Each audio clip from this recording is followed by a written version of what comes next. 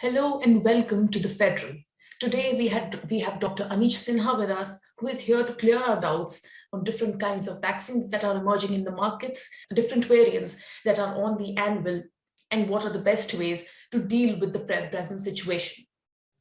Thank you, Dr. Sinha, for your time. So, the governments are now propagating a booster dose for frontline health workers, elderly, and people with comorbidities. Will such boosters be effective at all? And if yes, should a different vaccine be given as a booster, considering the WHO has not approved any booster dose? Yeah, it's a very pertinent question, particularly after the government of India announced for the precaution dose. They didn't use the word as a booster dose, and they have used the word as a precaution dose. But different countries globally, like some in Europe, in US, they have approved as booster doses of different vaccines. So basically, what is booster? It's something that doses are given to boost the existing immunity which was given as a primary doses. So this is what booster is. So since all these vaccines were new, we knew their efficacies, we knew their dosage, we knew some of their adverse events, but we didn't know one thing, that how long the protection will last, and that can only be ascertained with the passage of time.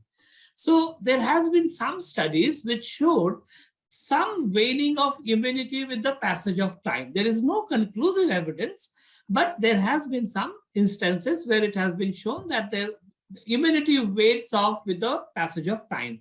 And to overcome that, the government decided, why not to give the additional dose as a precaution dose or a booster dose to all those who have been vaccinated earlier with the primary doses of primary vaccine with 2 doses, and to give them an additional dose, and to begin with, start with the most priority population, at-risk populations like the health worker, the frontline workers, and the elderly above 60 with comorbidity.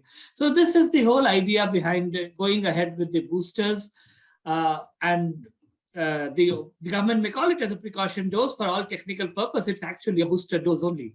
Now, going ahead with your second question, which vaccines to be administered? As of now, see, there has been some studies done in different parts of the world with a mix and match trial, with giving a few doses of AstraZeneca followed by Pfizer, or Pfizer followed by Moderna. Some mix and match trials have been done. However, no they had, and the initial results were good, encouraging, but we do not have a very concrete evidence like mix and match gives very high protection and with no additional side effects. So in the absence of a conclusive evidence, the government has recommended, based on the scientific advisory, that we should go ahead with the precaution dose or the booster dose with the same vaccine which was administered earlier as of now. But doctor, in your opinion, what do you think boosters offer much immunity? Do you think they are of any good? Definitely, like even if you look at the history in immunization, there has been already boosters for polio vaccine, for diphtheria, pertussis, tetanus. Boosters are administered and they provide solid immunity for almost lifelong and with better protection levels. So similarly, going by the same here, the boosters are going to definitely augment the existing immunity and increase the titer levels of the antibody, and also prolong the tenure of protection. So it's going definitely to be very helpful in fight against this COVID pandemic. Okay. And as you know, 2 new vaccines have been introduced in India: Corbevax, manufactured by Hyderabad-based Biological Key, and Covovax, and that has been manufactured by the Serum Institute of India.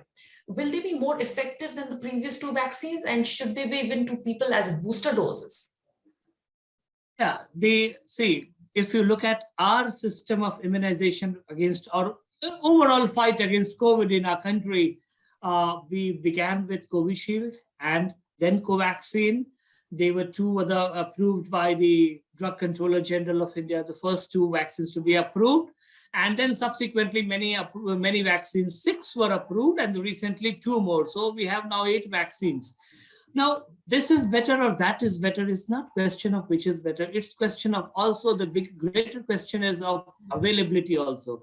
So the bigger the basket we have, the greater the availability will be there. So that's the top priority. That's why so many vaccines are being approved by the regulator. So these 2 vaccines, and they are all developed on different platforms. So if you look at their, the fundamental thing is their efficacy and the safety. They're all safe because of the various trials that has been done. It has said they all are safe. If you look at their efficacy also, initial, if you look for our country, the Covishield was around 70 to 80%, Covaxin around 81%, Sputnik 90%. So these 2 vaccines, the Covovax and Corbevax, are also 90% and above efficacious against this COVID severe disease or the preventing the mortality. So these are very, very efficacious vaccine. There is no question about it. They're at the same time, they both are safe. Thank you, Dr. Sinha, for your inputs. For more such stories, log on to thefederal.com.